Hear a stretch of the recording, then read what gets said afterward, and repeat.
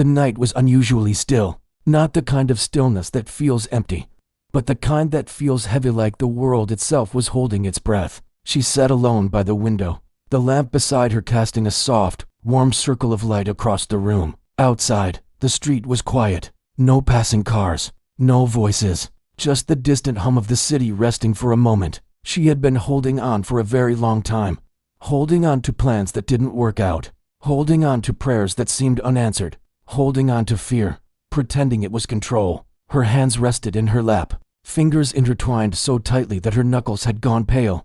She didn't even realize she was gripping herself this way anymore. It had become natural, this constant readiness, this quiet tension, as if something might fall apart the moment she loosened her grip. She had learned to survive like this, strong, responsible, awake at night. But tonight felt different. Tonight, the exhaustion ran deeper than her body. It reached places she hadn't named before, places where hope used to live. She sighed, slow and tired, and leaned her head back against the chair.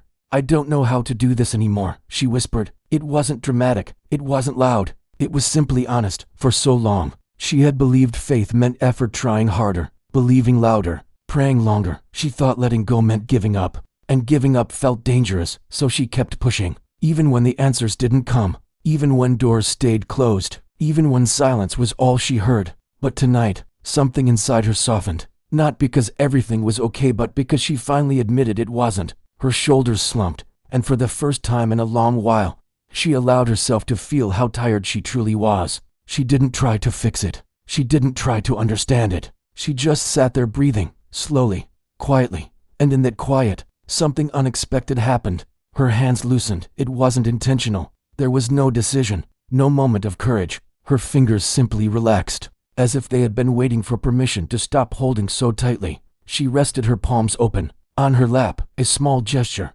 almost unnoticeable, but it mattered, because in that small release, she finally stopped fighting the weight she had been carrying alone. She didn't say a long prayer. She didn't search for the right words. She only whispered, "I can't carry this anymore." And then she stopped.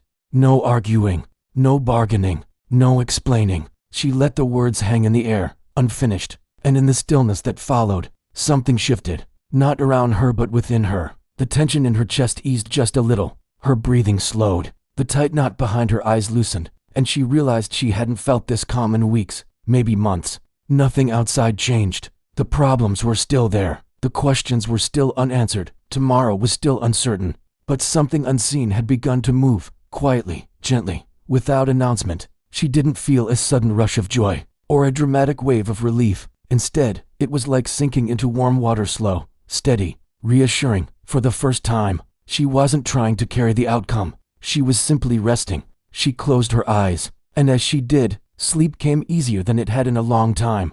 The next morning, light filtered softly through the curtains. She woke without the familiar rush of worry. No racing thoughts, no tight chest. Just the sound of her own breathing and the gentle awareness that she had rested, truly rested. She sat up slowly, surprised by the quiet peace that lingered. It wasn't excitement. It wasn't certainty. It was trust. As the day unfolded, small things began to happen. Nothing dramatic, nothing miraculous in the way stories often describe, but meaningful. A conversation she'd been dreading turned out, calmer than expected.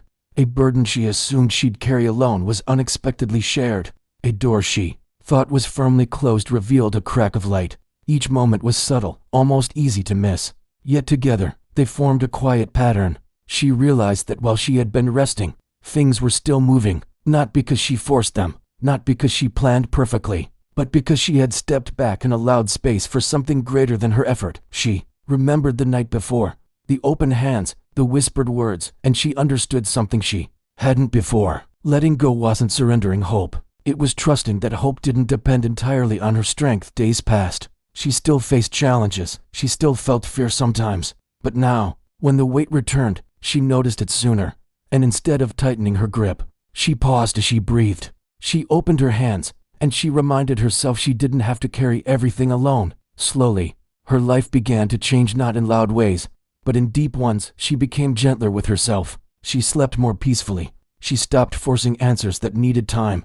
And in the quiet spaces she once feared, she began to sense a presence, not overwhelming, not demanding, but steady and patient. A presence that worked without noise, without pressure, Without hurry, God hadn't rushed in with thunder or signs. He had stepped in quietly, the moment she let go. Now, when the nights grew still, she welcomed them. She would sit again by the window, lamp glowing softly, hands resting open in her lap. And instead of filling the silence with worry, she allowed it to be what it was, a place of rest, a place of trust, a place where she no longer had to hold the world together, because she finally understood she was never meant to. And in that understanding, she found peace, not because everything was solved, but because she was no longer alone.